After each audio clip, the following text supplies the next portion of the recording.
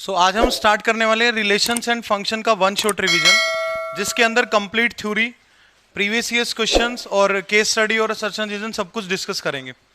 ठीक है, तो रिलेशन एंड फंक्शन 4 या 5 मार्क्स का आपके एग्जाम में आ सकता है फाइनल बोर्ड्स के अंदर।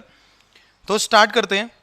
कुछ इंपॉर्टेंट क्वेश्चंस हैं जो लगभग हर साल वहीं से पूछे जा रहे हैं, और कुछ कंटेंट ऐसा है जो एनसीईआरटी में गिवन नहीं है, एनसीईआरटी से बाहर का है, तो वो भी सब हम डिस्कस करेंगे यहाँ पे। कुछ चीजें मैंने पहले से सोल्व करके रखी हुई है। रिलेशन से समझेंगे पहले, सबसे पहले रिलेशन का डेफिनेशन, इससे हमारा टाइम भी बचेगा, चीजें थोड़े टाइम में कवर हो जाएगी। रिलेशन क्या होता है? Relation R from set A to set B is a subset of A cross B. Relation कुछ चीजें +1 की भी है, एक दो, वो भी क्योंकि अभी रिसेंटली 2023 के पेपर में पूछी गई है, तो वो भी मैं कवर करूंगा। मान लो आपके पास कोई एक ए सेट है जिसके अंदर एलिमेंट है 1 2 3, कोई दूसरा सेट है बी जिसके अंदर एलिमेंट है 4 5 6। ए क्रॉस बी हमें बचपन से पता है कैसे निकलेगा, यहां से 1 4 1 5 1 6, 2 4 2 5 2 6, 3 4 3 5 और 3 6, ये ए क्रॉस बी है। तो कोई भी रिलेशन जो ए से बी तक लिखा जाएगा वो ए क्रॉस बी का सबसेट होता है। A relation R from set A to set B is a subset of A cross B, यानी ए क्रॉस बी का कोई पार्ट होता है। जैसे कि यहां पे मैंने एक R1 रिलेशन डिफाइन करा हुआ है, इसके अंदर वो सारे ऑर्डर्ड पेयर ए बी है जिसमें बी का वैल्यू ए में 3 ऐड करने पे आता है। बी का वैल्यू कैसे आता है? ए में 3 ऐड करने पे। देखो कौन कौन से ऑर्डर्ड पेयर है, 1 4 2 5 और 3 6, ये 3 आ जाएंगे, 1 4 2 5 और 3 6। तो ये एक ऐसा रिलेशन है जिसमें बी का वैल्यू ए में 3 ऐड करने पे आ रहा है, 1 4 2 5 और 3 6। सो this is the relation. Relation को लिखने के टोटल 3 मेथड होते हैं। पहला होता है सेट बिल्डर फॉर्म। ये जो फॉर्म लिखा हुआ है ये रिलेशन को लिखने का सेट बिल्डर फॉर्म है, set of all element A B कि बी का वैल्यू ए में 3 ऐड करने पे आता है। ये जो फॉर्म लिखा हुआ है ये है रोस्टर फॉर्म। और तीसरा फॉर्म रिलेशन को रिप्रेजेंट करने का होता है एरो डायग्राम। आपने यहां पे लिखा 1 2 3 4 5 6, 1 4 से रिलेटेड है, 2 5 से रिलेटेड है और 3 6 से रिलेटेड है। तो ये एरो डायग्राम रिप्रेजेंटेशन होता है रिलेशन को लिखने का। वापिस चलते हैं। Domain of a relation set of all x element such that x belongs to A. मतलब अगर कोई भी पर्टिकुलर रिलेशन लिखा हुआ है तो सारे पहले एलिमेंट उठा लो, 1 2 3, इसका डोमेन 1 2 3 होगा। रेंज होता है सारे Y such that Y belongs to B. अब कोई रिलेशन ए से बी तक भी हो सकता है, ध्यान से देखना भाई, कोई रिलेशन सेट ए से सेट बी तक भी हो सकता है। इसका मतलब क्या होता है? Relation R from set A to B means how elements of A are related to elements of B. और कोई रिलेशन ए से ए तक भी हो सकता है, उसका मतलब होगा भाई ए के एलिमेंट से कैसे रिलेटेड है। इस रिलेशन को आप आर ऑन सेट ए भी कह सकते हो या आर इन सेट ए भी कह सकते हो, जब ए के एलिमेंट ही ए के एलिमेंट से रिलेटेड होते हैं। तो डोमेन रेंज हमें पता होने चाहिए रिलेशन के। तीसरा चीज होता है रिलेशन का इनवर्स कैसे निकलता है। तो यहां पे देखते हैं इनवर्स ऑफ अ रिलेशन। अगर इनवर्स लिखना पड़े, जैसे कि कोई भी रिलेशन हमने लिखा था, अभी एक R1 रिलेशन अभी हमने डिफाइन करा था, इसके बारे में सब कुछ लिखते हैं। चलो 1 4 2 5 और 3 6। अगर इसका डोमेन लिखेंगे तो सारे पहले एलिमेंट्स आप इकट्ठा कर लो, 1 2 3।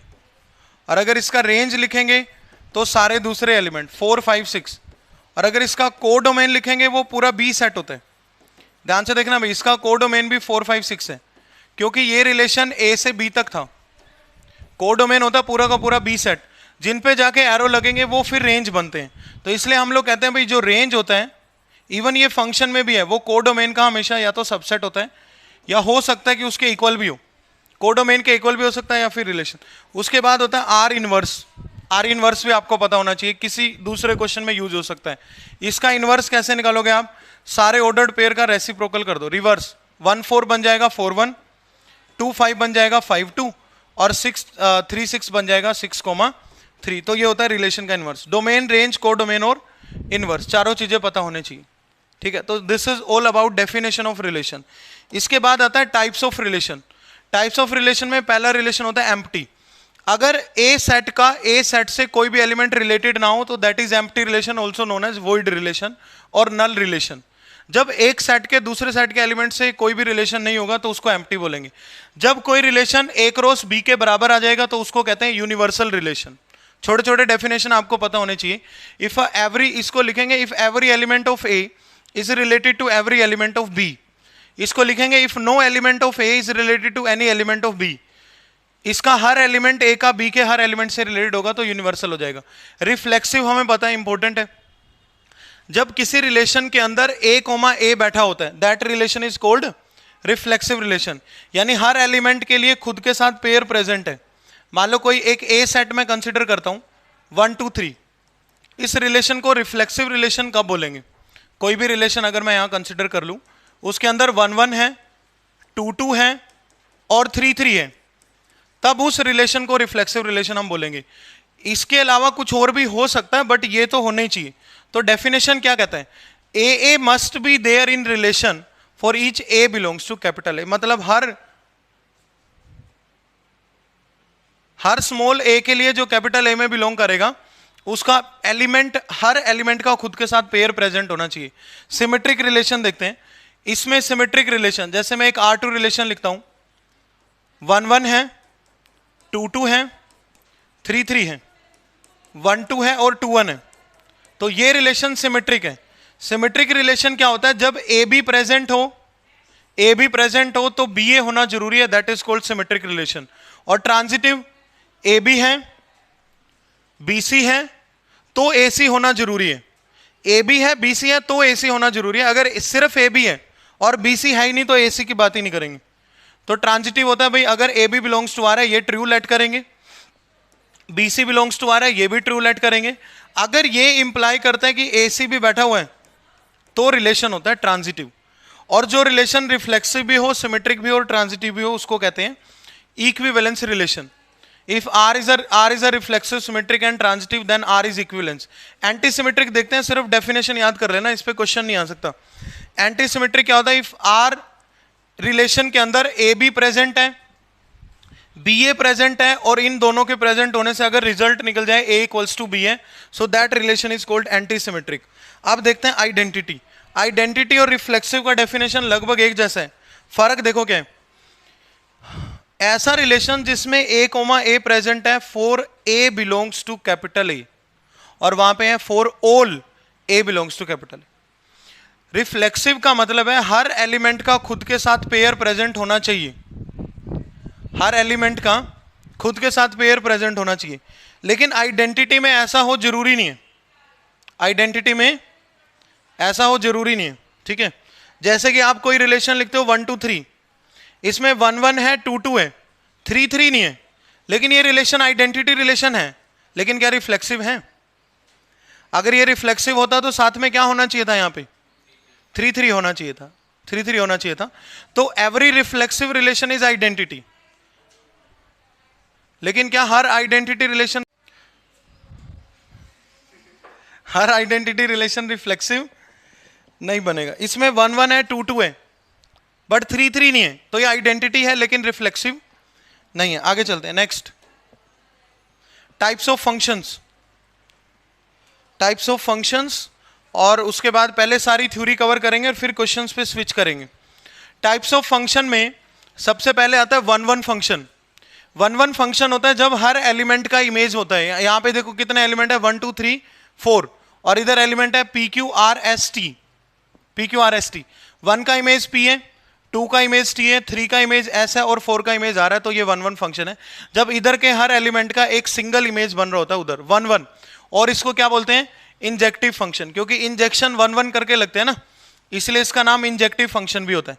तो f A to B is a 1 1 if no 2 elements of A have same image in B. A के किन्हीं भी 2 एलिमेंट का बी में सेम इमेज नहीं होना चाहिए। अब 1 1 प्रूव करने के टोटल 3 मेथड मैं आपको बताऊंगा यहाँ पे।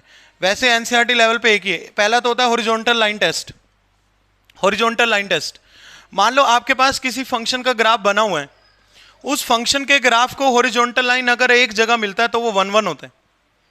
अगर हॉरिजॉन्टल लाइन उस फंक्शन के ग्राफ को एक जगह मिलेगा तो 1 1 होता है। This is called horizontal line test. दूसरा मेथड होता है ये dy/dx वाला। अगर आपको बेसिक डेरिवेटिव भी आता है तो भी आप फंक्शन का पता कर सकते हो ये 1 1 है या 1 1 नहीं है। अगर तो किसी फंक्शन का डेरिवेटिव 0 से बड़ा आता है या 0 से छोटा आता है, दोनों ही केसेस में वो फंक्शन 1 1 बन जाएगा। जैसे कि मान लो एक फंक्शन आपके सामने दिया हुआ है e का पावर x², अगर आप इसका डिफरेंशिएशन करोगे, e का पावर x दिया हुआ, मान लो e का पावर x, अगर आप इसका डिफरेंशिएशन करोगे तो e का पावर x ही होता है, सबको पता है e का पावर x का डेरिवेटिव e का पावर x ही होता है। आप यहां जो मर्जी x रख लो, ये हमेशा 0 से बड़ा होगा। e का पावर x ना कभी भी 0 होता है ना कभी भी 0 से छोटा होता है। अब मुझे पता चला यार जो डेरिवेटिव है वो तो 0 से बड़ा आ रहा है। डेरिवेटिव जब 0 से बड़ा होता है तो फंक्शन होता है इंक्रीजिंग। फंक्शन कैसा होता है? इंक्रीजिंग। जब डेरिवेटिव 0 से बड़ा तो ग्राफ देखो इंक्रीजिंग फंक्शन है, और जब फंक्शन इंक्रीजिंग होता है तो 1 1 हो जाएगा।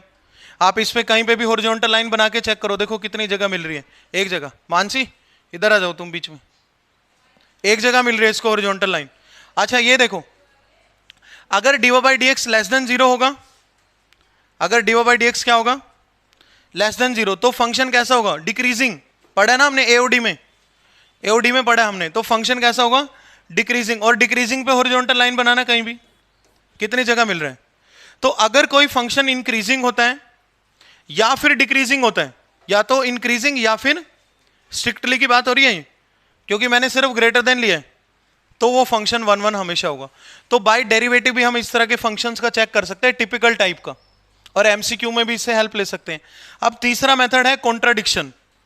कॉन्ट्राडिक्शन मेथड हम क्वेश्चन में भी लगाएंगे, एक बार समझ लेना। कॉन्ट्राडिक्शन मेथड, इसके अंदर मान लो कोई भी एक फंक्शन है जो डोमेन से कोडोमेन तक डिफाइन है, या डोमेन से रेंज तक बोल दो आप। कई बार यहां डोमेन से कोडोमेन भी लिख देते, उससे कुछ नहीं फर्क पड़ता। आपने क्या करना है, आपने दो एलिमेंट x1 और x2 डोमेन में से उठाने हैं, चाहे वो जो मर्जी लिखा हो। दो एलिमेंट x1 x2 कहां से उठाने हैं? डोमेन में से। और लेट करना है कि f(x1) बराबर f(x2) है। और अगर ये सोल्व करने के बाद इंप्लाई कर दे कि x1 इक्वल्स टू x2 आ रहा है, अगर ये सोल्व करने के बाद इंप्लाई कर दे x1 इक्वल्स टू x2 आ रहा है, then fx is 1 1, then fx is 1 1। तो अब इस मेथड का बैकग्राउंड क्या है? तो कोई छोटा सा एग्जांपल ले लेते हैं पहले। मान लो एक फंक्शन आपने लेट करा 2x + 4, ये लीनियर फंक्शन है, और ये जो फंक्शन है ये नेचुरल नंबर से नेचुरल नंबर तक डिफाइंड है। फंक्शन ऐसे लिखा होता है हमेशा, नेचुरल से नेचुरल तक। आप क्या करो, कोई भी दो एलिमेंट x1, x2 नेचुरल से उठा लो, और साथ में लेट करो अपनी तरफ से f(x1) बराबर f(x2). इस क्वेश्चन को सोल्व करने के बाद बताऊंगा भाई ऐसा होने से ही 1 1 क्यों होता है, ठीक है, वो भी बताने वाला हूं मैं। तो ये बन जाएगा 2x1 + 4 इक्वल्स टू 2x2 + 4। 4 से 4 कैंसिल हो जाएगा, तो 2x1 इक्वल्स टू 2x2 आ गया। अब 2 से 2 कैंसिल हो जाएगा, तो x1 इक्वल्स टू x2 आ गया। दोनों x1 और x2 सेम आ गए, इसका मतलब फंक्शन इज 1 1, फंक्शन इज 1 1। अगर ये नहीं हो रहा होता तो ये 1 1 नहीं होता। 1 1 नेस प्रूव करने का ये मेथड है कॉन्ट्राडिक्शन मेथड, जो सीबीएसई में भर भर के यूज होता है सवालों में, और बच्चों को सबसे आसान लगता भी यही है, क्योंकि एक पर्टिकुलर है ना, स्टेप्स है 2-3, वो अगर सेटिस्फाई हो गए तो 1 1 हो जाएगा। अब इसका बैकग्राउंड क्या है, ध्यान से देखना। ऐसा होने पे ही 1 1 क्यों होता है? सर रट तो लिया भाई ये 1 1 है, लेकिन ऐसा क्यों? हमने ना पता क्या लेट करा, हमने लेट करा भाई x1 और x2 पे कोई सेम इमेज बन रहा है, यही तो लिखा हुआ है f(x1) बराबर f(x2). हमने इसको पहले स्टेप में मैनी वन मान लिया, मैनी वन, भाई x1 और x2 दोनों पे इमेज जो है वो a बन रहा है। लेकिन बाद में पता चला यार x1 x2 तो सेम है। सोल्व करने के बाद हमें रियलाइज हुआ, अरे कॉन्ट्राडिक्शन यही तो होता है भाई, जो स्टेटमेंट हमने प्रूव करना होता है पहले हम उसका उल्टा लेट करते हैं और काम करना शुरू करते हैं। फिर कोई या तो रॉन्ग मैथमेटिकल स्टेटमेंट आ जाता है, या फिर कोई ऐसा स्टेटमेंट आ जाता है जो हमारी बात को कॉन्ट्राडिक्ट कर रहा होता है। उस टाइम पे हमने x1 x2 दोनों का इमेज क्या मान लिया? a। तो इसका मतलब हमने फंक्शन को यहां पे मैनी वन लेट कर लिया, लेकिन बाद में पता चला कि x1 और x2 तो दोनों इक्वल है, इसलिए ये एक ही एलिमेंट है। और अगर एक ही एलिमेंट है, चाहे आप इसको x1 बोल दो चाहे आप इसको x2 बोल दो, तो एक एलिमेंट का एक ही इमेज हुआ ना, और जब एक एलिमेंट का एक ही इमेज होता है तो वो क्या होता है? 1 1 होता है। सो दिस इज कॉन्ट्राडिक्शन मेथड, जो हम क्वेश्चंस में यूज करेंगे।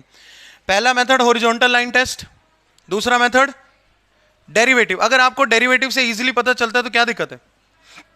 हॉरिजॉन्टल लाइन टेस्ट का देखो यूज आप साइन एक्स में भी कर सकते हो। मान लो आपसे पूछ ले साइन एक्स बताओ 0 से 2 पाई में 1 1 है या नहीं, तो ज्यादा नहीं सोचना, आप साइन का ग्राफ बना लो।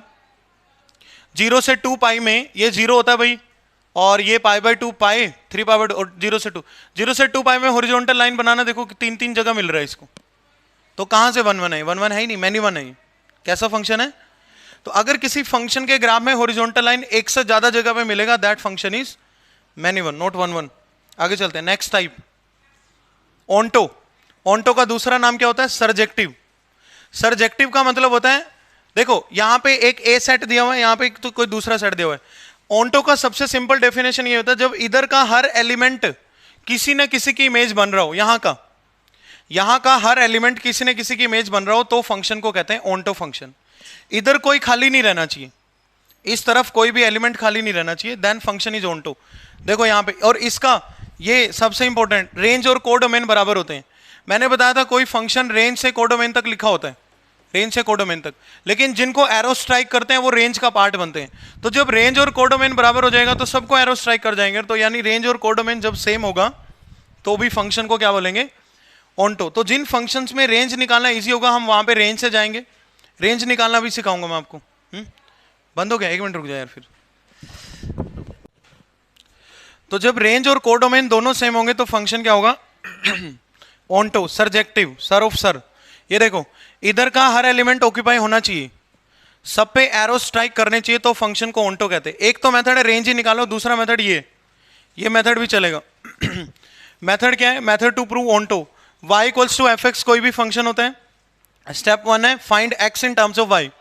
x को y की टर्म में लिख लो, find x in terms of y। और जब आप x in terms of y लिख दोगे तो वो फंक्शन x बराबर एफ वाई जैसा दिखेगा, क्योंकि आपने x एक तरफ कर दिया ना और y वाले टर्म एक तरफ, तो उस फंक्शन को x बराबर एफ वाई चेक करेंगे। फिर हम चेक कर लेंगे, check for each y there is some x और नोट, हर y के लिए x बैठा है या नहीं। तो इस तरह से हम ऑन्टो चेक कर सकते हैं। मान लो जैसे किसी बेसिक से क्वेश्चन में मैं आपको ऑन्टो चेक करके दिखाता हूं, वही जो हमने अभी कंसिडर करा था उसका ऑन्टो चेक करते हैं। 2x प्लस 4, 2x प्लस 4, और ये नेचुरल से नेचुरल तक है, तो आप कुछ नेचुरल नंबर यहां पे लिख लो, 1 2 3 4 5, 1 2 3 4 5 6, ऐसे कुछ नेचुरल नंबर लिख लिए दोनों तरफ, जहां से जहां तक फंक्शन डिफाइन होगा। और इसको y मान लो, y equals to 2x plus 4। यहां से 2x का वैल्यू कितना आएगा? y माइनस 4, और y का वैल्यू आएगा y माइनस 4/2। अब आपने चेक करना है x का वैल्यू, x का वैल्यू कितना आएगा? y minus 4/2। अब आपने चेक करना है क्या हर y के लिए कोई ना कोई x बैठा हुआ है, ये तो चेक करना पड़ेगा। अगर ये होना कि प्रूव दैट करो कि ऑन्टो है, तब आप इस x को सीधा इसमें रख दिया करो। देखो मैं दो चीजें आपको बता रहा हूं सिंपल रखने के लिए आपके लिए। अगर आपको बोला जाए prove that it is onto, अगर तो बोल दिया प्रूव करना है, तब आपने ये जो x है ये उठा के सीधा यहां रखना है इस x की जगह पे, और सोल्व करना है। अगर y बराबर y आ गया तो ऑन्टो हो जाएगा। लेकिन अगर चेक करना है तो हो सकता है ऑन्टो हो सकता है ऑन्टो नहीं हो। अगर तो प्रूव दैट करना है कि ऑन्टो है, तो ये जो x निकाला आपने x in terms of y, इस x को उठा के सीधा फंक्शन में रखना, और y इक्वल्स टू y आ गया तो लिख देना ऑन्टो है। भाई हर y के लिए कोई ना कोई x बैठा हुआ है, ऐसे लिख देना बस। लेकिन अभी चेक करना पड़ेगा। यहां से देखो कुछ एलिमेंट ऐसे हैं जो इधर बैठे नहीं हुए, अगर मैं रख देता हूं तो जैसे मान लो आपने इसमें 1 रख दिया, लेट अस सपोज आपने y रखा 1, तो x बताना कितना आ रहा है? 1 माइनस 4/2 माइनस 3/2। क्या माइनस 3/2 इधर है? क्योंकि ये तो सेट ऑफ नेचुरल नंबर है, उधर भी सेट ऑफ नेचुरल नंबर है। तो इस y के लिए, y बराबर 1 के लिए तो कोई x बैठा ही नहीं हुआ इधर, y बराबर 1 के लिए तो कोई x है नहीं। तो हम ऐसा लिखेंगे, for y equals to 1 there is no x, there is no x such that there is no x such that x equals to y minus 4/2, so not onto। मतलब यहां पे एक y नंबर ऐसा है जो किसी की इमेज नहीं बना भाई, और अगर किसी की भी इमेज नहीं बना तो फंक्शन ऑन्टो नहीं है। अगर चेक करना तो ऐसे चेक करेंगे। अगर प्रूव दैट है तो ये x सीधा रखना इधर, y बराबर y प्रूव कर देना। क्लियर हो गया? ऐसे ऑन्टो चेक करेंगे। नेक्स्ट, पहले सारी थ्योरी कवर करेंगे। इनटू फंक्शन, ये टोटल फंक्शंस माइनस ऑन्टो होता है। जब इस तरफ कोई खाली रह जाए तो that function is called into function. ये हमारे लिए कोई इतनी ज्यादा इंपॉर्टेंस रखता नहीं है। देखो इधर एस खाली रह गया, इनटू फंक्शन है। सब पे इमेज, सबका इमेज प्री इमेज बने तो फंक्शन है ऑन्टो, अगर कोई खाली रह जाए तो फंक्शन है इनटू। आगे चलते हैं। Next, bijective function, the function which is both 1 1 and onto simultaneously is called bisective। Next, ये बहुत इंपॉर्टेंट टॉपिक है, काउंटिंग। इस पे इस साल 2 क्वेश्चन पूछे गए हैं छोटे छोटे कहने के, एक केस स्टडी में और एक वैसे एमसीक्यू में, और हिडन टॉपिक है। तो सारा कुछ मैंने यहाँ पे एक्सप्लेन करा हुआ है, इसमें से पॉइंट वाइज पॉइंट समझते हैं हम सारी चीजें डिटेल में। एक कोई ए सेट है जिसके अंदर m एलिमेंट्स हैं, कोई बी सेट है जिसके अंदर n एलिमेंट्स है। This is counting of relations. किस किस तरह के क्वेश्चन बन सकते हैं? किसी ए सेट में m एलिमेंट्स है, किसी बी सेट में n एलिमेंट्स है, टोटल नंबर ऑफ रिलेशंस बनेंगे 2 का पावर mn, 2 का पावर mn। ये केस स्टडी में आया 2023 बोर्ड्स में। जिस बच्चे को ये पता होगा उसका सवाल हो गया होगा सोल्व, नहीं तो नहीं हुआ होगा।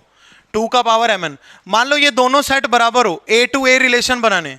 मैंने आपको बताया रिलेशन a टू a भी हो सकता है, a से b भी हो सकता है। मान लो दोनों जगह m है तो ये 2 का पावर m स्क्वायर हो जाएगा।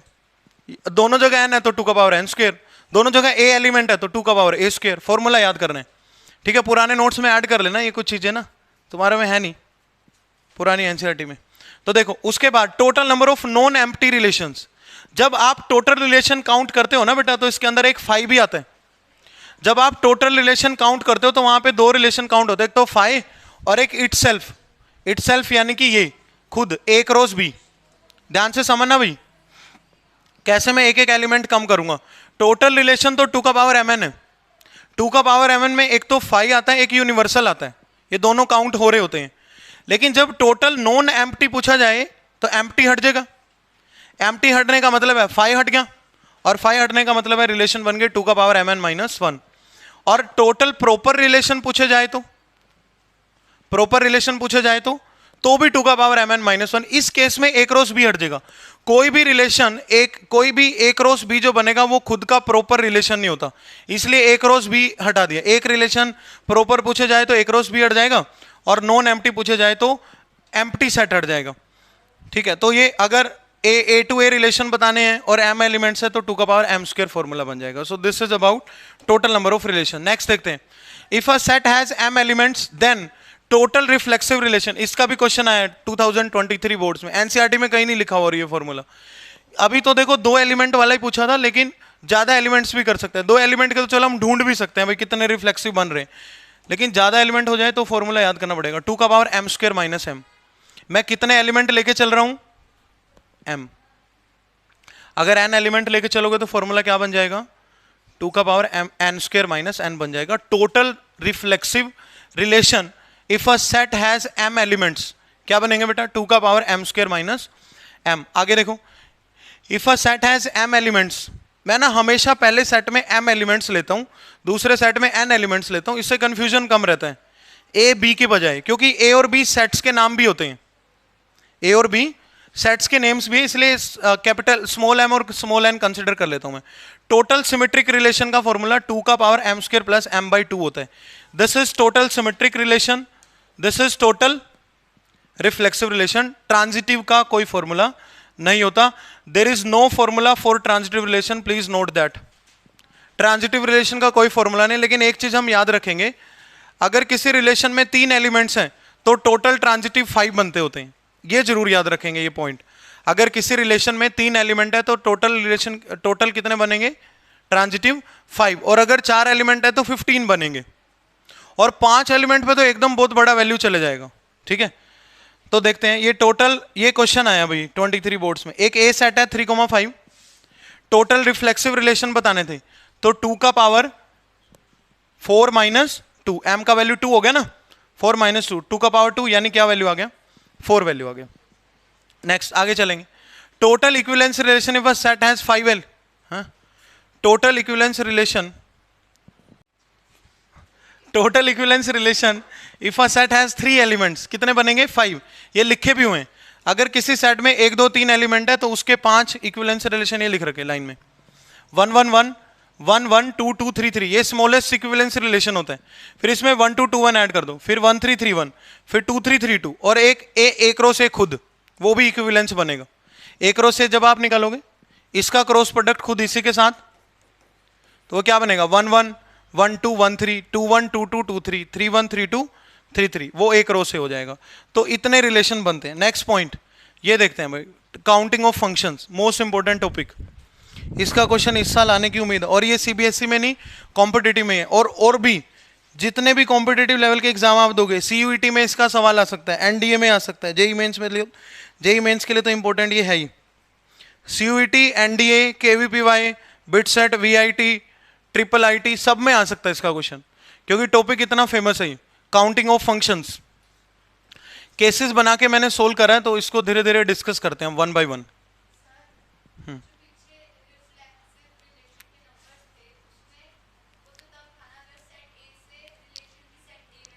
इक्वल होएगा वो, हाँ वो दोनों में इक्वल होंगे। अगर ए से बी में पूछेंगे ना तो ए और बी में दोनों में इक्वल एलिमेंट्स होंगे।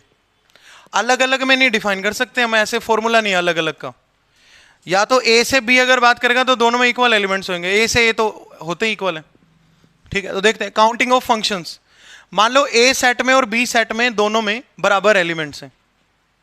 दोनों में कितने एलिमेंट्स हैं? इसमें भी 3 है, इसमें भी 3 है। ठीक है भाई, पहले देखते हैं टोटल फंक्शंस का फॉर्मूला। टोटल फंक्शंस का जो फॉर्मूला होता है ना, वो दूसरे सेट के एलिमेंट की पावर में पहले सेट के एलिमेंट होते हैं। अब यहां तो बराबर ही है, तो क्या बन गया? m का पावर m। जब मैं केसेस बदलूंगा, इधर कम ज्यादा करूंगा, तो दूसरे सेट में जितने एलिमेंट होंगे वो n लिखेंगे हम, और पहले में हमेशा क्या लिखते हैं? m।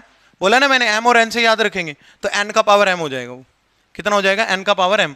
इसमें क्या रहेगा लेकिन? m का power m। If two sets have equal number of elements, तो टोटल फंक्शंस बनेंगे m का पावर m। ठीक है, इसमें 3 की पावर 3 बनेंगे। इस केस में कितने बनेंगे? यहां पे 3 की पावर 3। अच्छा, 1 1 और ऑन्टो, 1 1 और ऑन्टो, जितने एलिमेंट उतने फैक्टोरियल आंसर। जितने एलिमेंट्स, यहां पे कितने बनेंगे? 3 फैक्टोरियल। यहां पे कितने बनेंगे? अगर आप 1 1 चेक करोगे ना तो टोटल 6 बनेंगे। जैसे मैं 2 एलिमेंट वाला बना के दिखाता हूं आपको। कितने बनने चाहिए? 1 1, 2 फैक्टोरियल। 2 फैक्टोरियल यानी 2, तो देखो एक तो ये एक हो गया 1 1 फंक्शन। अभी देखना, अभी देखना, ये देखो, ये दूसरा। इसके अलावा कोई और 1 1 और ऑन्टो बन सकता है क्या? 2 फैक्टोरियल यानी 2 ही बनेंगे। तो जितने एलिमेंट्स प्रेजेंट हो उतने ही 1 1 और ऑन्टो फंक्शन बनेंगे। जितने एलिमेंट्स उतने ही 1 1 और ऑन्टो फंक्शन। 3 एलिमेंट है तो 3 फैक्टोरियल, 4 एलिमेंट है तो 4 फैक्टोरियल। वो ना आपको ऐसा बोलेंगे, find the total number of surjections from A to A, और ए सेट में n एलिमेंट है तो n फैक्टोरियल आंसर लिख देना। Find the total number of surjections from A to A if A set has 5 elements, तो आंसर क्या बन जाएगा? 5 factorial. Find total number of injections if a set has 10 elements, 10 factorial. ठीक है, अगर इक्वल है ए टू ए। केस नंबर 2, अरे चलो इसको भी समझते हैं धीरे धीरे, घबरा मत जाना बस। देखो केस नंबर 2 है, इस बार पहले सेट में ज्यादा एलिमेंट्स हैं। इस बार पहले सेट में ज्यादा एलिमेंट्स है। देखो पहले सेट में कितने हैं? m, दूसरे सेट में कितने हैं? n। जैसे आप इधर देखो, इसमें 4 है, इसमें 3 है। पहले निकालेंगे टोटल फंक्शंस। क्या फॉर्मूला बताया? b का पावर a यानी n का पावर m। n दूसरे में लेट करते हैं हम, m पहले में, n का पावर m हो गया। ये रहा। जब पहले सेट में ज्यादा एलिमेंट है तो 1 1 0 हो जाएंगे। आप 1 1 बना ही नहीं सकते। मैपिंग करके देखो जरा, आपको ना फंक्शन बनाने के लिए 2 की कहीं एक मैपिंग करानी पड़ेगी। इधर ज्यादा है ना, तो 1 1 कितने हो गए बताओ?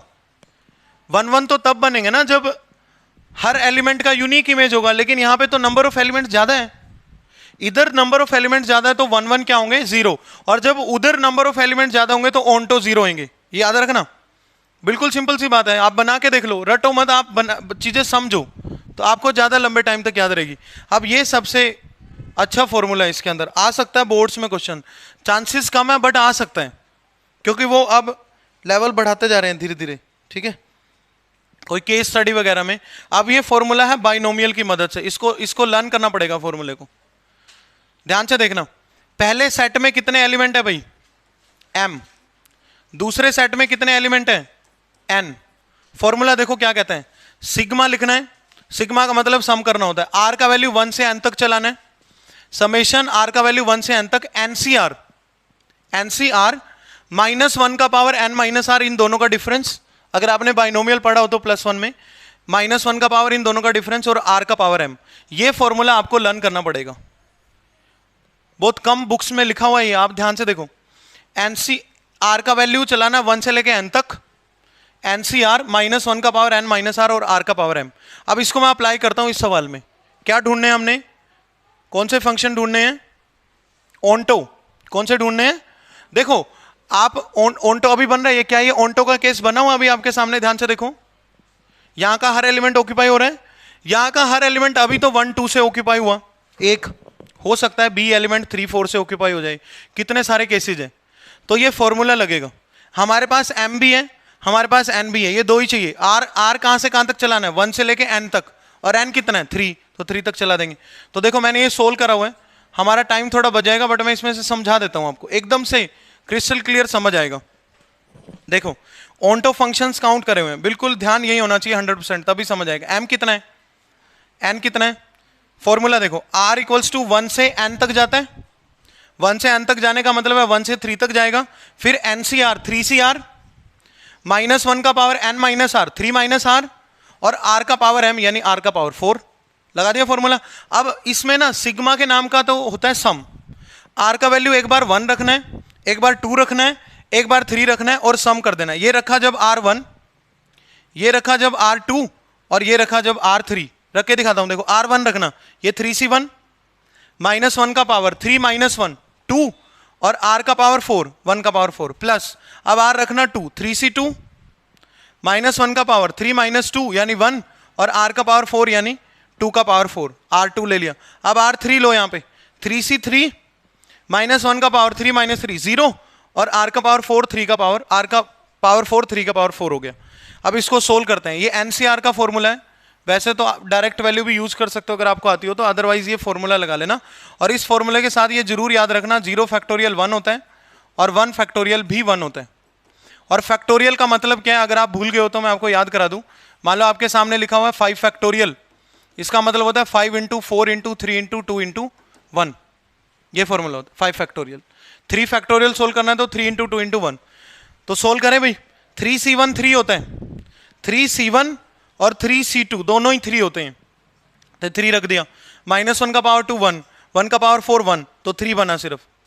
3C2 फिर से 3, 3C2 3 होगा तो ये माइनस 48 बनेगा, और वो लास्ट वाला बनेगा 81। 3C3 होगा 1, 3 का पावर 4 81, माइनस 1 का पावर 0 1 हो जाएगा, तो ये प्लस 81 हो जाएगा। तो टोटल रिलेशंस बने यहाँ पे, सॉरी टोटल ऑन्टो फंक्शन बने 36। पॉइंट नंबर 3, केस नंबर 3, पहले सेट में कितने एलिमेंट्स हैं m, दूसरे सेट में कितने एलिमेंट्स हैं n, टोटल फंक्शंस बनेंगे n का पावर n। दूसरे a से b की बात हो रही है ना, total functions from a to b, दूसरे सेट में कितने एलिमेंट है उसका पावर पहले सेट में कितने एलिमेंट है, ये होता है टोटल। 1 को बाद में डिस्कस करेंगे। ऑन्टो बताओ पहले, ऑन्टो इधर ज्यादा है ना, तो ऑन्टो कभी बनेगा नहीं। अगर आपने पेयरिंग करा भी दी, एक एलिमेंट हमेशा बच जाएगा, 2 भी बच सकते हैं, 3 भी बच सकते हैं। अगर एलिमेंट इधर बचा तो ऑन्टो कितने हो जाएंगे, जब दूसरे सेट में नंबर ऑफ एलिमेंट्स ग्रेटर होते हैं तो ऑन्टो 0, जब पहले सेट में नंबर ऑफ एलिमेंट्स ग्रेटर होते हैं तो 1 1 0। एक बार टॉपिक समझ लिया तो किसी भी तरह का क्वेश्चन आ जाए सारे बन जाएंगे आपके, गारंटी है मेरी। ये देखो अब 1 1 बताना है, 1 1 बताने के लिए आपको तीनों का मैपिंग कराना है। तीनों का मैपिंग कराने के लिए सबसे पहले दिमाग में क्वेश्चन आएगा, सर कौन से 3 के साथ करवाएं मैपिंग। केसेस बन गए ना, अलग अलग फंक्शंस बन गए ना। हो सकता है आपने 1 2 3 का मैपिंग ABC से करा दिया हो सकता है BCD से करा दिया हो सकता है 3 का D से, 2 का B से, 1 का A से करा दिया हो। बहुत सारे केसेस हैं। सारी काउंटिंग अगर करनी हो 1 1 तो आप पहले यहां से 3 एलिमेंट सेलेक्ट कर लो। इधर कितने बैठे हैं 3, उधर कितने हैं 4, 4 में से 3 कर लिए सेलेक्ट, और फिर उन 3 का इंटरनल अरेंजमेंट बनेगा। मान लो मैं आपको एक बना के दिखाता हूं, देखो इसको फिर से बना के दिखाता हूं। ये इंटरनल अरेंजमेंट और ये सेलेक्ट करने का क्या प्रॉब्लम है, ABCD और 1 2 3। लेट अस सपोज आपने 1 का मैपिंग A से करा दिया, 2 का C से करा दिया और 3 का D से करा दिया। सिर्फ इसी केस के अंदर देखना, 1 का A ना होके 1 का C भी तो हो सकता है। इसी केस की मैं बात कर रहा हूं, एलिमेंट इन्हीं से भिड़ेंगे जाके। लेकिन 1 का A इमेज ना होके C भी हो सकता है, और 1 का C इमेज ना होके D भी हो सकता है। ऐसे 2 का इमेज A भी हो सकता था, B भी हो सकता था और D भी हो सकता था। तो पहले 4 में से 3 एलिमेंट कर लिए सेलेक्ट, और फिर जो 3 सेलेक्ट करे उनका इंटरनल अरेंजमेंट 3 फैक्टोरियल वेज से बनेगा। इंटरनल अरेंजमेंट होता है ये। 4 में से पहले 3 सेलेक्ट करें, सिलेक्शन के नाम का कॉम्बिनेशन, और फिर इंटरनल अरेंजमेंट। 3 फैक्टोरियल 6 होता है, 4C3 4 होता है, तो कितने बने 24। तो फॉर्मूला क्या बना, NCM, n ज्यादा है ना उधर, NCM n में से m सेलेक्ट कर लिया और फिर इनटू में m फैक्टोरियल, और टोटल यहां पे ऑन्टो फंक्शन जो बनेंगे वो कितने बनेंगे 0, क्योंकि उधर नंबर ऑफ एलिमेंट ज्यादा है, और into functions total minus onto into किसी भी केस में पूछे जाए अगर इन दैट केस अगर पूछ ला जाए तो total functions minus onto functions into आ जाएंगे। टोटल में से ओंटो माइनस करोगे तो ही तो इनटू बनेंगे। नेक्स्ट देखते हैं, अब एक दो सवाल करेंगे बाकी नेक्स्ट लेक्चर में, ठीक है। देखते हैं, ये तो मैंने करवाई दिया फर्स्ट, तो आपको थ्योरी हमारी पूरी हो चुकी है भाई। एक इक्विवेलेंस क्लास का टॉपिक रहता है, वो मैं क्वेश्चन के बीच में कराऊंगा। ए सेट है जिसके अंदर 3 और 5 एलिमेंट है, टोटल रिफ्लेक्सिव रिलेशन बताने हैं, 2023 बोर्ड में है। ये भी नीचे वाला क्वेश्चन देखते हैं क्या कहते हैं। Let us solve it. Let R be the relation, वो रिलेशन ये है, ए का वैल्यू बी -2 के इक्वल है और बी का वैल्यू 6 से बड़ा होना चाहिए। पहले तो देखो किस किस में बी का वैल्यू 6 है। हर आंसर अपने आप में ए कॉमा बी है। ये 4 ऑप्शन जो लिखा ना, ये तो हो ही नहीं सकता। इसमें तो बी का वैल्यू ही 4 है यार। आप ऑप्शन रख रख के देख लो, इसमें तो जो भी सेटिस्फाई करेगा वो आंसर हो जाएगा, बस एक ही करेगा इसको। बी 6 से बड़ा है, इसमें 6 से बड़ा है, इसमें 6 से बड़ा है, इसमें भी 6 से बड़ा है। देखो कौन सा ऑप्शन सेटिस्फाई हो रहा है। बी में से 2 घटाने पे ए आना चाहिए, इसमें भी नहीं आ रहा, इसमें भी नहीं आ रहा, तो बी ऑप्शन हो गया, क्वेश्चन खत्म। इतना सिंपल है, रिलेशन के डेफिनेशन पे ही बेस्ड है ना ये। नेक्स्ट देखते हैं, ये वाला क्वेश्चन देखेंगे। ये टर्म 1 में आया हुआ है 21, 22, जब आप लोग 10th क्लास में थे। देखो जब 12वीं में आया था ये। A relation R is defined on Z, A is related to B if and only if। Relation देखते हैं क्या है। रिलेशन हमारा जो बन रहा है वो है A² -7AB + 6B² = 0। Reflexive check करें। रिफ्लेक्सिव के लिए क्या चेक करना होता है, ए की बी की जगह भी ए रख दो, A² -7A² और +6A²। क्या ये 0 आ रहा है? यस, तो हम लिखेंगे ए बिलोंग्स टू आर। लिखना भी नहीं है इसमें, तो एमसीक्यू टाइप है। ये रिफ्लेक्सिव तो है। सिमेट्रिक चेक करें। सिमेट्रिक में कोई एक ऐसा ऑर्डर्ड पेयर ढूंढ रहे हो जो इसको सेटिस्फाई करता हो, फिर उसका उल्टा चेक करके देख लेंगे। कोई भी एक ऑर्डर्ड पेयर ढूंढना।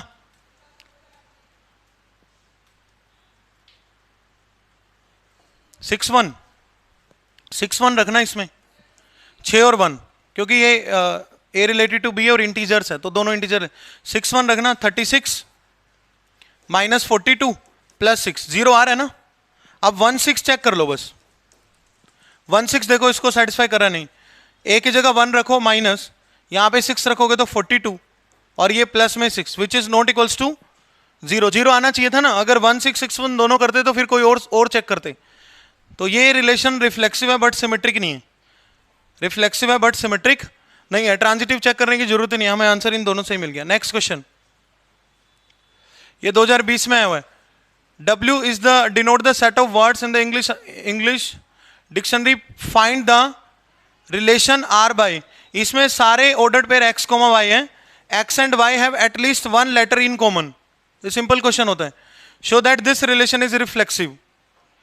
X और y दो ऐसे वर्ड हैं, इंग्लिश अल्फाबेट के X और Y दो ऐसे वर्ड हैं जिनमें कम से कम एक लेटर कॉमन है। तो किसी वर्ड का खुद के साथ देखेंगे तो सारे ही कॉमन है।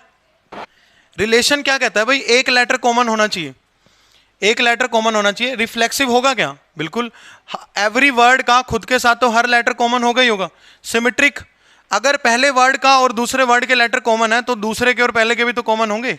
एक बार आप इधर से इधर चेक करो, एक बार इधर से इधर चेक करो। कोई भी वर्ड लिख के देख लो आप, जैसे SCHOOL स्कूल, और एक ही मोहन, ओ कॉमन है और कुछ कॉमन है क्या इनमें? H कॉमन है। रिलेशन है, कम से कम एक लेटर तो कॉमन है इनमें। तो अगर आप इसका खुद के साथ चेक करोगे स्कूल का, तो सारे ही कॉमन है, एक तो कॉमन हो ही गया। और अगर स्कूल और मोहन में एटलीस्ट एक लेटर कॉमन है तो मोहन और स्कूल में भी तो होंगे कॉमन। समझ गए? ये तो फिर लेंथी क्वेश्चन है, अगली क्लास से शुरू करेंगे, ठीक है। यहां तक किया था हमने लास्ट क्लास में ना। ये वाला क्वेश्चन हो गया था, ये वाला भी हो गया था, तो आज इस क्वेश्चन से शुरू करेंगे। इस तरह का क्वेश्चन अभी 23 बोर्ड्स में भी आया हुआ है।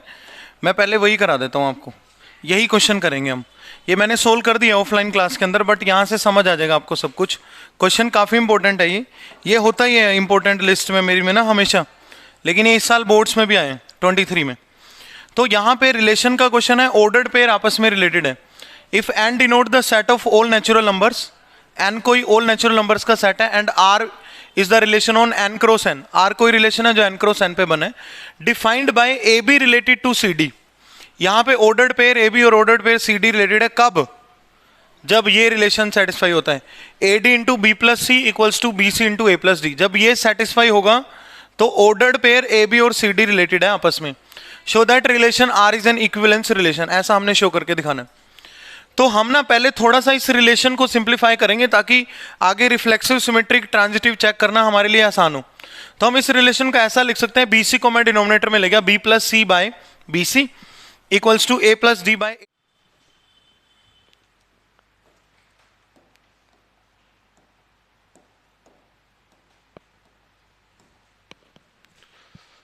ओके, सो नेक्स्ट क्वेश्चन देखेंगे। जेई नहीं, सॉरी, सी बोर्ड 2023 में बोर्ड्स में पूछा गया है, if N denote the set of all natural numbers and R is a relation on N cross N. जिन भी बच्चों ने रिलेशन फंक्शन का वीडियो देखा होगा तो इस क्वेश्चन पे शायद कोई प्रॉब्लम हो गई थी, तो वीडियो आगे चल नहीं रहा था, तो उसके बाद वाला मैं दोबारा से एक्सप्लेन करूंगा। रिलेशन में ऑर्डर्ड पेयर से रिलेटेड है, इस बार a B related to C D है। ये क्वेश्चन पहले भी आ चुका है और फिर दोबारा से अभी पिछले साल इसी साल पेपर में रिपीट हुआ है। A B related to C D है, अगर a D into B plus c और बी सी इंटू ए प्लस डी के इक्वल है तो ए बी ऑर्डर्ड पेयर और सी डी ऑर्डर्ड पेयर आपस में रिलेटेड है यहाँ पे। तो इस रिलेशन को ना थोड़ा सा करेक्ट अगर हम कर लेंगे तो हमारे लिए चीज़ें आसान हो जाएगी। रिलेशन क्या कहता है भाई, A D into B plus C equals to B C into A plus D है। क्या आप इसको B plus C by B C लिख सकते हो? बी सी को उधर शिफ्ट कर दिया, ए डी को इधर बुला लिया। अब सेपरेट कर लो, B by B C 1 by C by B C 1 by B, A by A D 1 by D और D by A D 1 by A. और थोड़ा सा रेक्टिफाई कर लो, 1 by A minus 1 by B equals to 1 by C minus 1 by D is there if A B related to C D.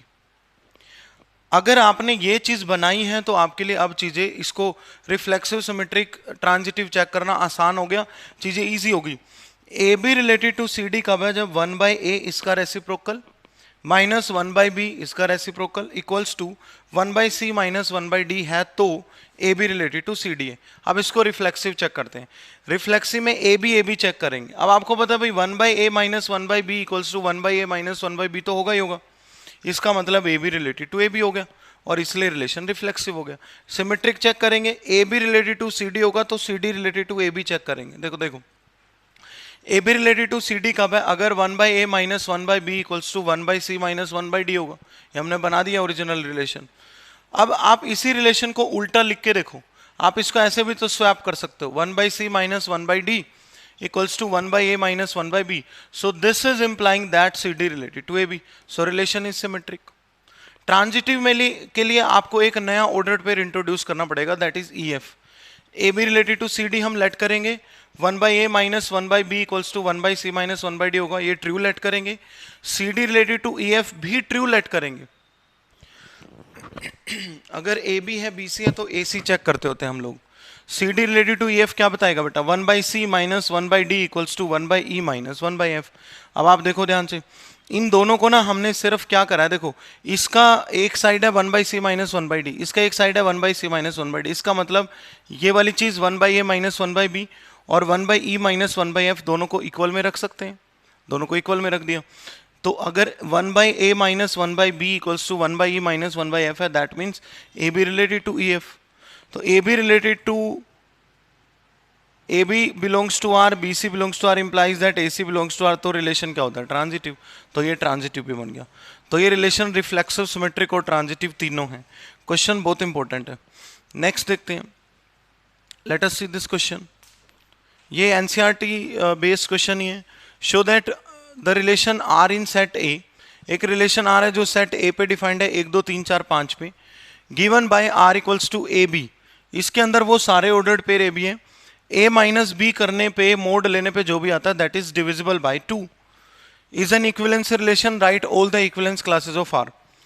A minus b करने पे जो भी number आ रहा है और मोड लेने पे वो 2 से डिविजिबल है, इसको चेक करना है इक्विवेलेंस। तो पहले A रिफ्लेक्सिव चेक करते हैं। अगर A B रिलेशन में है तो A माइनस बी करके मोड लेके 2 से डिविजिबल आता है। A माइनस A करके मोड लेके तो 0 आएगा, 0 is divisible bye every number, तो डिविजिबल बाय 2 भी होगा। इसका मतलब AA रिलेशन में आ गया तो रिफ्लेक्सिव हो गया। और अगर a माइनस बी और b माइनस ए का मोड लिया जाए ना तो बेटा ये दोनों सेम क्वांटिटी होती है, अलग अलग नहीं होता। a minus b mod is exactly same as b minus a mod. तो इसका मतलब a माइनस बी मोड कब आएगा, जब a B belongs to r होगा, ये सेम इसके इक्वल है। तो ये क्या इंप्लाई करेगा, b a belongs to r, तो सिमेट्रिक भी होगा। ट्रांजिटिव देखते हैं, a B belongs to r let करेंगे तो a माइनस बी 2 का कोई मल्टीपल हो गया, यानी 2p लेट कर लिया। उसके बाद b C belongs to r यानी b माइनस सी 2 का कोई मल्टीपल होगा, 2q लेट कर लिया। इन दोनों इक्वेशंस को जस्ट आप ऐड कर दो, ऐड करेंगे तो मोड के अंदर a minus b plus b minus c add हो जाएगा, b से b कट जाएगा और उधर 2 ले लेंगे common, 2 into P plus Q. तो यहाँ से देखोगे तो आप a माइनस सी का मोड 2 का कोई मल्टीपल आ गया, p plus Q can have any value, 2 का मल्टीपल आ गया, इसलिए ए सी बिलोंग्स टू आर हो गया। तो ए बी भी है, बी सी भी है, ए सी भी है, तो ट्रांजिटिव हो गया। उसके बाद बताना है equivalence class of r. R का इक्विवेलेंस क्लास मतलब कि ए बी से रिलेटेड कौन कौन से एलिमेंट होंगे, ए से रिलेटेड वो नंबर ढूंढने, ऐसे ऑर्डर्ड पेयर ढूंढने जिनका डिफरेंस लेने से 2 से डिविजिबल हो और वो दोनों यहाँ से उठेंगे, तो वो ऊपर लिखे हुए हैं देखो, इक्विवेलेंस क्लास है वो। 1 3 डिफरेंस लेने पे आ रहा है -2 का मोड +2। 1 5 डिफरेंस लेने पे आ रहा है -4 का मोड +4। 2 4 2 डिफरेंस है, 3 5 ये सब लिख रखे, ठीक है। तो ये हमारा नेक्स्ट क्वेश्चन था। Further the number of functions defined from 1 2 3 4 5 to ab which are 1 1 1 1 functions define करने। अब मैंने बोला था अगर इधर ज़्यादा एलिमेंट होते हैं तो 1 1 फंक्शन बनेंगे ही नहीं, 0 बनेंगे। अगर यहाँ पे ज़्यादा एलिमेंट है तो 1 1 0 होते हैं, यहाँ पे ज़्यादा एलिमेंट है तो ऑन टू 0 होते हैं। इसकी थ्योरी में हम ऑलरेडी कवर कर चुके हैं सब कुछ डिटेल में। नेक्स्ट क्वेश्चन देखते हैं, एमसीक्यू टाइप में टर्म 1 में पूछा गया है, 21 22 में। ये वैसे सब्जेक्टिव में भी आ सकता है question. F natural to natural is defined by f n equals to n + 1/2 if n is odd and n/2 if n is even, then the function is. ये 1 1 तो होता है बट ऑन टू नहीं होता। इसका डायग्राम बना के दिखाया था मैंने आपको। देखो ये फंक्शन है नेचुरल से नेचुरल तक, it is from natural to natural. तो यहाँ पे कुछ नेचुरल नंबर लिख लिए, यहाँ पे कुछ नेचुरल नंबर लिख लिए। 1 और 2, 1 जब आप रखोगे तो इसमें रखा जाएगा, 1 + 1/2 1 वैल्यू देगा। 2 रखोगे तो नीचे वाले में रखा जाएगा, क्योंकि जब n इवन है तो नीचे वाले में वो पुट होएगा तो भी 1 देगा। तो 1 और 2 पे इमेज आ रहा है 1, 3 और 4 पे इमेज आ रहा है 2, 4 और 5 पे, 5 और 6 पे इमेज आ रहा है 3, 7 और 8 पे इमेज आ रहा है 4। तो आप देखोगे तो इधर का तो हर एलिमेंट ऑक्यूपाई होते जा रहा है। तो ऑनटो तो ये है बट ये मैनी वन ऑनटो है। सो 1 1 ऑनटो बट नोट 1 1 इसका आंसर आ जाएगा, ऑनटो बट नोट 1 1, क्योंकि आप दो दो एलिमेंट पे एक एक इमेज बन रहा है इसका। नेक्स्ट देखते हैं बेटा,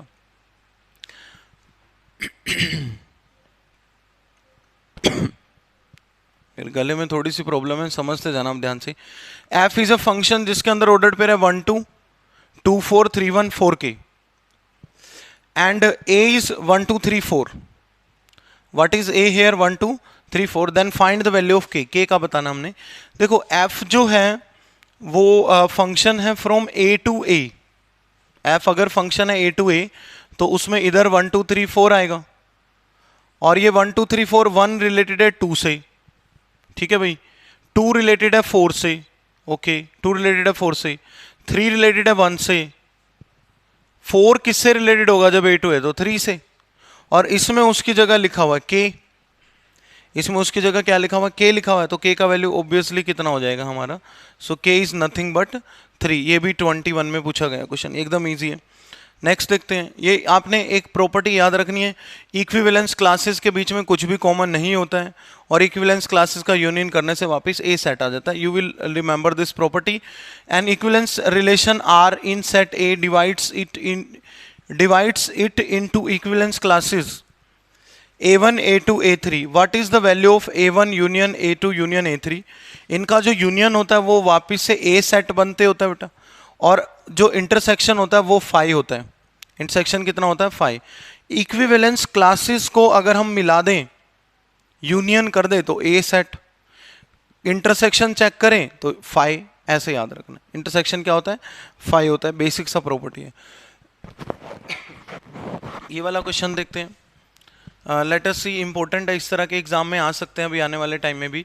check whether the relation are in the set of z integers defined by r equals to set of all ordered pair A b. ये रिलेशन इज इंपॉर्टेंट हियर, आपने इसको रिकॉग्नाइज करना है कि क्या बोला गया है, फिर उसके हिसाब से a B a b b c ऐसे चेक करना होता है, ठीक है। तो ए बी रिलेशन में है अगर ए प्लस बी डिविजिबल बाई 2 है तो, so what will be A plus A 2a।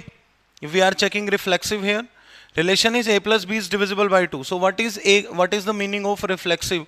That means we are checking a comma a plus a is nothing but 2a, 2a is always divisible by 2 because 2 is at front here। यहाँ पे अगर आप देखोगे तो 2 इसके front में आ गया, that's why it is divisible by 2। now let us check symmetric, a plus b 2 से divisible है जब a b रिलेशन में है, इसका मतलब हमने लेट कर लिया कि a प्लस बी 2 का कोई मल्टीपल है। Can you say that a plus b तो हमेशा b प्लस ए के इक्वल होता है, तो वो भी 2 का मल्टीपल ही होगा, सेम ही तो बनेगा। अगर a प्लस बी 2 से डिविजिबल है तो b प्लस ए भी होगा, क्योंकि एग्जैक्टली सेम ही तो है ये, तो रिफ्लेक्सिव भी हो गया, यस इट सॉरी सिमेट्रिक भी हो गया। ट्रांजिटिव चेक करें, a प्लस बी को 2p मान लिया, a प्लस बी को 2p मान लिया, b प्लस सी को 2 क्यों मान लिया, ऐड कर दो दोनों को, a plus c plus 2b equals to 2p plus 2 b plus b 2b हो गया। यहाँ से a प्लस सी का वैल्यू निकाला तो वो भी 2 का मल्टीपल आ रहा है, so that's why A C belongs to relation, A भी है बी सी है ए सी भी है। इसमें जीरो का इक्विवेलेंस क्लास बताना था यहाँ से इंटीजर्स में से, तो जीरो का इक्विवेलेंस क्लास ये सारे नंबर बनेंगे, मतलब मुझे जीरो के कोरिस्पोंडिंग एक ऐसा नंबर ढूंढना है जिसको जीरो में ऐड करने पे 2 से डिविजिबल आ जाए, तो जीरो के कोरिस्पोंडिंग ये सारे नंबर है, 0 plus minus 2 plus minus 4 plus minus 6। अगर आप ये जीरो में ऐड करोगे तो आपको जो भी नंबर मिलेगा वो that will be definitely divisible by 2। तो ये इजी सा क्वेश्चन है। Okay let's C next question. इसमें मैंने काफी बताया हुआ 1-1 कॉन्ट्राडिक्शन मेथड से प्रूव करेंगे। इसमें 2023 में क्वेश्चन आया हुआ है, अगले साल भी इस तरह का रिपीट हो सकता है कोई ना कोई क्वेश्चन, क्योंकि कुछ गिने चुने क्वेश्चन ही है बेटा जो इंपॉर्टेंट है और हर साल वही पूछ ले जाते हैं सीबीएसई में। रियल माइनस 4/3 से रियल तक एक फंक्शन, यानी ये डोमेन है इसका, ये रेंज है, कोडोमेन अभी रियल, इसका रियल कोडोमेन है। F x is to 4x upon 3x plus 4 so that f is 1-1 function, so that f is 1-1 function. Also check whether f is onto function और not, onto हो भी सकता है नहीं भी हो सकता, जो कि ऑनटो है नहीं। 1-1 चेक करते हैं पहले। 1-1नेस इस तरह के फंक्शन को चेक करने का सबसे बेस्ट मेथड क्या होता है, वही कॉन्ट्राडिक्शन। कॉन्ट्राडिक्शन मेथड क्या कहता है भाई, आप x1 x2 दो एलिमेंट डोमेन में से उठा लो। डोमेन क्या है इसका, रियल माइनस 4/3, यहां से दो एलिमेंट उठा लिया x1 x2 और साथ में लेट करो f x1 equals to f x2 होगा। मतलब हमने इस स्टेप में इसको मैनी 1 मान लिया, बट बाद में रियलाइज हुआ कि यार ये तो x1 और x2 तो सेम है, तो इसलिए 1-1 हो जाता है। f x1 equals to f x2 let करेंगे, f x1 होगा क्या 4x1/3 x1 plus 4, 4x2/3 x2 plus 4। Cross multiply करके कैंसिलेशन करेंगे तो x1 इक्वल्स टू x2 आ गया, हैंस 1-1, 1-1 तो हो गया। ऑन्टो चेक करने के लिए आप इसको डायग्रामेटिकली देखो। पहले ऑन्टो चेक करने का मेथड होते हैं, या तो आप डायग्रामेटिकली जाओ, पहला स्टेप तो आप ये लगाया करो, गिवन फंक्शन को y मान लो, to check whether function is onto और नॉट। बच्चों को ना क्या क्या चाहिए होता है भाई, कुछ फिक्स स्टेप चाहिए होते हैं भाई जिससे सारे फंक्शन ऑन्टो प्रूव हो जाए, लेकिन इसमें हल्का फुल्का थोड़ा बहुत वेरी कर सकती हैं चीजें। आप पहला तो मैं वो कुछ फिक्स स्टेप बता देता हूँ जो आप हर क्वेश्चन में लगा सकते हो। जैसे 1-1 सब बच्चों का ठीक होता है लगभग, ऑन्टो में जाते हैं, जाते ही फंस जाते हैं, रेंज का पता नहीं, +1 पड़ी नहीं, ठीक है। तो देखो बता देता हूँ मैं, फिर भी मैं आपको एक क्राइटेरिया दे देता हूँ भाई, मैक्सिमम फंक्शंस में ऑन्टो कैसे प्रूव करते हैं। अगर तो बोला है prove that it is onto, तब तो आपको एकदम हैप्पी हो जाना, क्योंकि उसमें तो है ही पर्टिकुलर एक ही मेथड। लेकिन जब चेक करने की बात आती है तो फिर आपको एक्चुअल में चेक करना पड़ेगा, या तो रेंज से चेक करो या फिर आप ढूंढो हर y के लिए कोई ना कोई x बैठा है या नहीं बैठा है, दो बातें हैं। अगर तो बोला prove that it is 1-1, prove that it is onto, तो कोई दिक्कत नहीं है। तो ऑन्टो प्रूव करने का मेथड मैं बता दूंगा आपको। देखो पहले आपने गिवन फंक्शन को y मानना है और x in terms of y ढूंढना है, दिस इज स्टेप नंबर 1। आधा पेज तो आपका इसी में फिल हो जाएगा भाई, बच्चे ने x in terms of y तो लिखा है। फिर आप ढूंढो हर y के लिए कोई ना कोई x है या नहीं, क्या कोई ऐसा y तो नहीं है जिसके लिए कोई x ही नहीं है, तो वो y खाली रह जाएगा, वो y खाली रह गया तो फंक्शन ऑन्टो नहीं है। अब इस सवाल में रेंज निकाला हुआ है मैंने, या फिर दूसरा मेथड है कि आप सीधा रेंज ही निकाल दो और ये इधर लिखा होता है कोडोमेन, रेंज और कोडोमेन अगर इक्वल आ गए तो ऑन्टो आ जाएगा। तो इसका रेंज निकाला हुआ मैंने, देखो यहाँ पे देखना, आप x in terms of y लिख दिया, ये ऊपर लीनियर नीचे linear. For x to be real, range क्या होता है बेटा, for x to be real, ये रियल और डिफाइंड होना चाहिए, बट डिनोमिनेटर आ गया यहाँ पे, जहां डिनोमिनेटर जीरो हो रहा होगा वो y नहीं हो सकता। तो for x to be real y equals to real minus 4/3, और ये 4/3 कहां से निकला, इसको नीचे वाले को जीरो करके, क्योंकि ये डिनोमिनेटर 4/3 नहीं हो सकता y का वैल्यू। अगर y का वैल्यू 4/3 हो गया तो डिनोमिनेटर क्या हो जाएगा, जीरो। डिनोमिनेटर जीरो हो गया तो x क्या हो जाएगा, नॉट डिफाइंड। तो इसलिए इसका रेंज क्या है, रियल माइनस 4/3, और कोडोमेन क्या था, रियल। तो range is not equals to codomain, so not onto. Apart from that, अगर आपको ये भी नहीं पता चल रहा, अगर आपको ये भी नहीं पता चल रहा, तो लीनियर बाय लीनियर के रेंज का एक डायरेक्ट शॉर्ट ट्रिक होता है, आप वो भी याद रख लेना, आपको कॉम्पिटिटिव में भी काम आ जाएगा ये।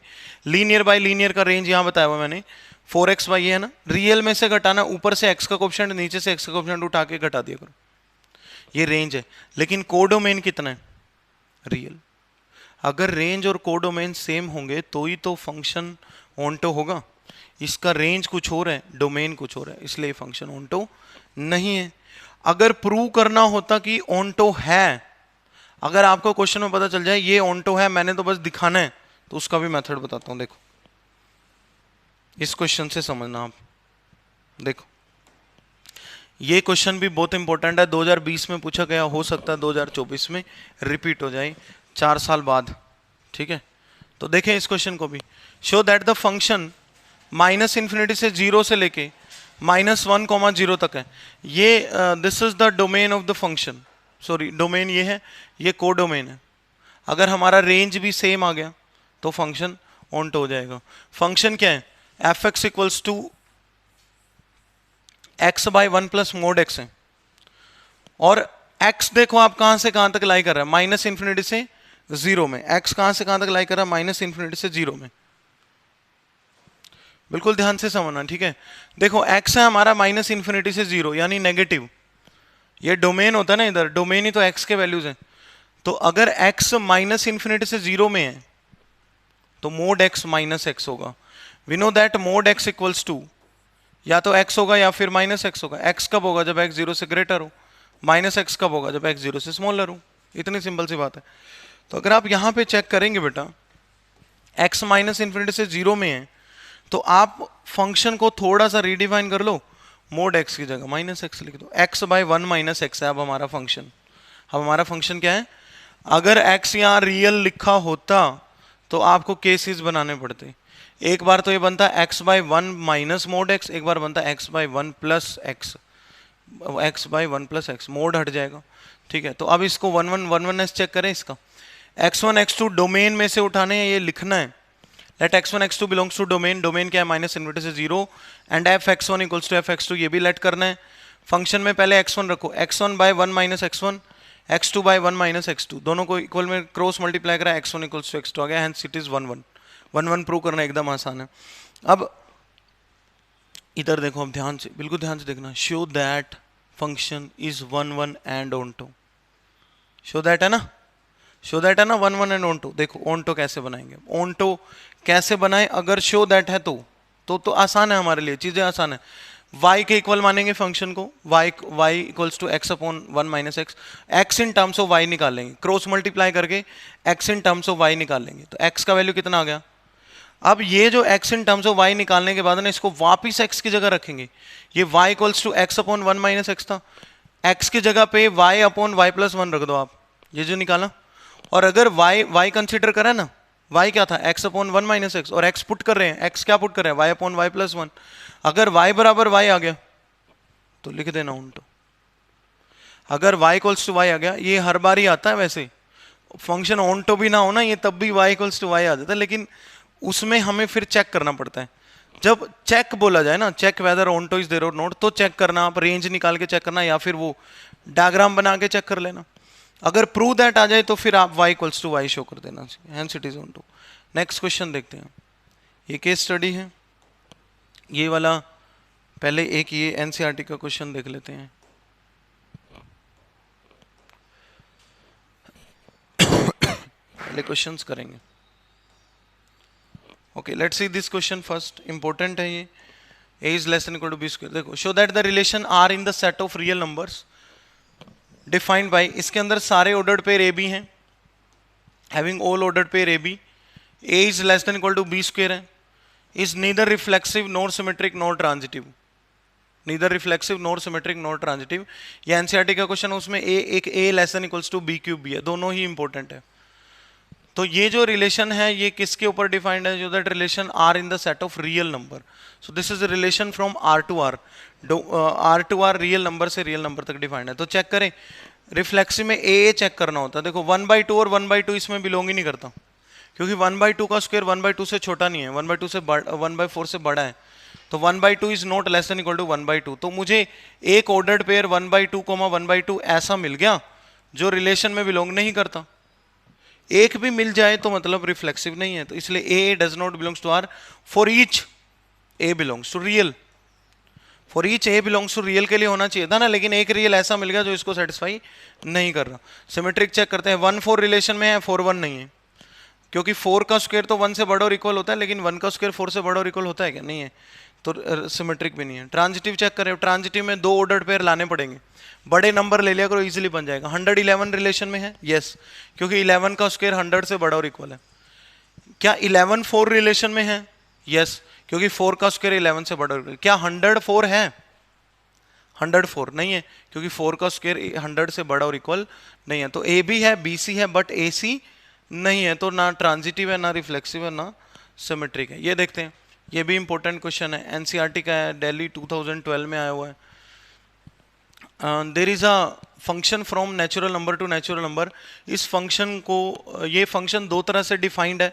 एक तो इसका वैल्यू x+1 है अगर x ओड है, एक इसका वैल्यू x-1 है अगर x इवन है।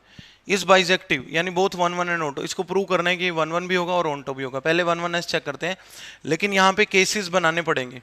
एक बार तो x1 x2 उठाएंगे तो डोमेन में से ही, लेकिन एक बार ओड लेंगे, एक बार दोनों इवन, एक बार इवन एक बार ओड। देखो पहले मैंने x ओड ले रखा है, तो फंक्शन का वैल्यू कितना है x+1, और x1 x2 दोनों क्या लिए, ओड।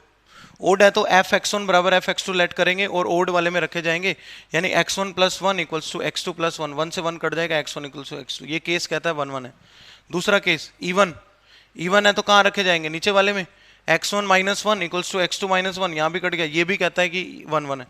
अब इधर आ जाओ, एक ओड एक इवन, ओड रखा जाएगा इसमें x1 + 1 और इवन रखा जाएगा इसमें x2 - 1। अब यहाँ पे अगर आप देखोगे तो x1 - x2 - 2 आ रहा है। अब इस केस को, ये केस कह तो रहा है कि x1 is not equal to x2 है, बट हम पूरा केस ही चेक करेंगे कि वैलिड है या नहीं, ये चेक करना होता है यहाँ पे। अब आप मुझे बताओ, अगर एक ओड नंबर है एक इवन नंबर है, एक ओड है एक इवन है, क्या दोनों का डिफरेंस कभी भी -2 हो सकता है? ध्यान से सोचना, एक ओड नंबर है एक इवन, जैसे कि ओड 5 इवन 4 डिफरेंस है 1, ओड 5 इवन 6 डिफरेंस है -1। कभी भी -2 का गैप नहीं हो सकता एक इवन और एक ओड नंबर में। Mathematically this is not possible. So mathematically अगर पॉसिबल नहीं है तो ये केस हमने छोड़ दिया, it is not valid case, और हम आंसर बताएंगे इन दोनों के बेस पे। ये दोनों क्या कहते हैं, 1 1 है। अगर मैथमेटिकली करेक्ट हो और तब x1 is not equals to x2 हो तो बोलेंगे नॉट 1 1। अगर मैथमेटिकली करेक्ट है एंड x1 मैथमेटिकली इनकरेक्ट है और x1 is not equals to x2 है, तो नॉट वैलिड केस लिख के इसके बेस पे हम डिसीजन नहीं बता सकते, छोड़ देंगे। ये दोनों क्या कहते हैं, ये दोनों कहते हैं यस इट इज 1 1 फंक्शन, ठीक है। तो अब इसका ऑनटो चेक करते हैं। ऑनटो चेक करने के लिए हम क्या करेंगे, पहले तो ऑनटो में भी 2 केसेस सोल्व होंगे। ये fx था, केस नंबर 1 में y क्या लेट कर लेंगे, x+1, x in terms of y निकाला तो x आ गया y -1, वापिस रख दो ये x का वैल्यू इसमें y -1, तो y -1 + 1 y equals to y आ गया ऑन टू, ठीक है। सिमिलरली यहाँ पे केस नंबर 2 में हमारा फंक्शन क्या है, x -1 है, और यहाँ से भी y इक्वल्स टू y आ रहा है। डायग्राम भी बनाया था मैंने इसका, देखो जब ओड रखोगे तो इसमें रखा जाएगा, इवन रखोगे तो इसमें रखा जाएगा। तो ये डायग्राम था इसका। 2 1 से कनेक्ट हो रहा था, 1 2 से, 4 3 से कनेक्ट हो रहा था, 3 4 से, 5 6 से कनेक्ट हो रहा था, 6 5 से। डायग्राम आप और श्योरिटी के लिए बना सकते हो भाई, हाँ देखो 1 1 ऑन टू दोनों हमारे बन रहे हैं। तो ये वाला अब केस स्टडी और देखते हैं। Let's see this case study, it is very simple. ये भी 2023 के पेपर में आया बेटा, काफ़ी चीज़ें आई हुई हैं इस चैप्टर से। लेकिन ऐसा मतलब कुछ चीज़ें ऐसी है जो एनसीईआरटी से नहीं है, तो इसलिए हमें ये वन शॉट में मैंने सब कुछ कवर करवाया आपको।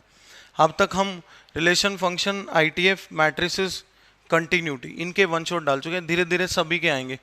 तो देखते हैं, an organisation conducted bike race under 2 different categories, ये तो सब पढ़े ना भी पढ़ेंगे तो भी हमारा काम चल जाएगा।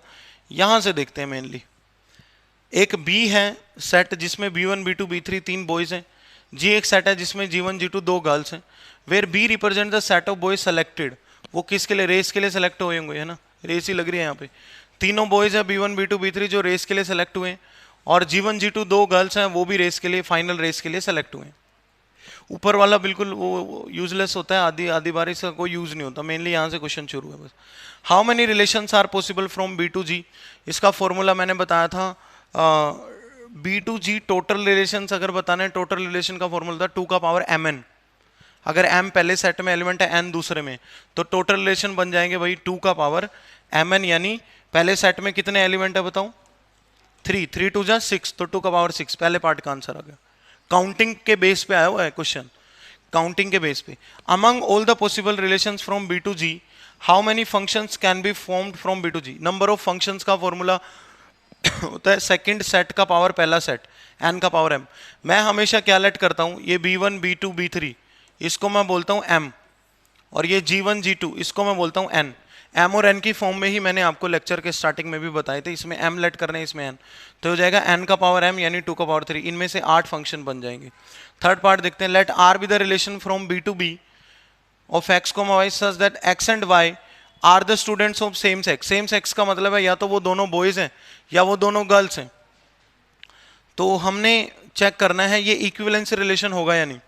इसके अंदर दो बच्चे x और y हैं, x and y have same sex, x and y have same sex का मतलब है दोनों या तो बॉयज होंगे या गर्ल्स होंगे। अब आप रिफ्लेक्सिव में x और x लोगे, जब आपने एक ही पर्सन 2 बार उठाया, या गर्ल है या बॉय है, तो वो सेम जेंडर के होंगे, और अगर x और y सेम जेंडर है तो y और x भी क्या हो जाएगा, सेम जेंडर बन जाएगा। अब यहाँ पे देखो ट्रांजिटिव चेक करें, x y same gender, y z same gender, मतलब ये दोनों गर्ल्स है, ये दोनों भी गर्ल्स है, तो एक्स और जेड भी तो गर्ल्स ही हुए।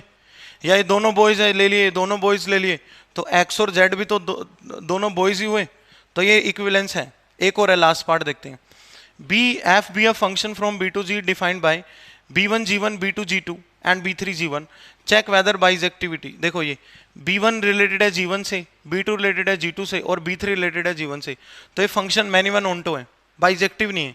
देखो B1 और B3 दोनों G1 से रिलेटेड है तो मैनी वन हुआ ना, डायग्राम बना के दिखा देंगे। वैसे भी 3 पार्ट है और वाला, इन दोनों में से एक करना था कोई भी, तो बहुत ईजी केस स्टडी थी अगर काउंटिंग आती है। देखो टोटल नंबर ऑफ फंक्शंस का फॉर्मूला जनरली बच्चों को पता नहीं होता बेटा, n का पावर m, तो मैंने आपके साथ ये डिस्कस करा हुआ फुल डिटेल में।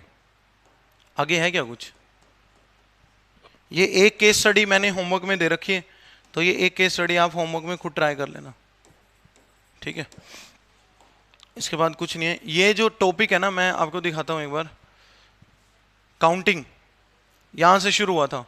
Counting is very very important topic, 2023 में इस पे कई क्वेश्चन पूछे गए हैं, ये फंक्शंस की काउंटिंग और रिलेशंस की काउंटिंग, ठीक है। तो यहाँ पे मैंने एक बाइनोमियल का फॉर्मूला भी कराया था, बहुत बढ़िया सा, ये भी आप कर लेना। तो ये रिलेशन फंक्शन का वन शॉट है जो बचा हुआ था, तो आप इसको पूरा देख के सेशन को लाइक कर देना। Thank you so much.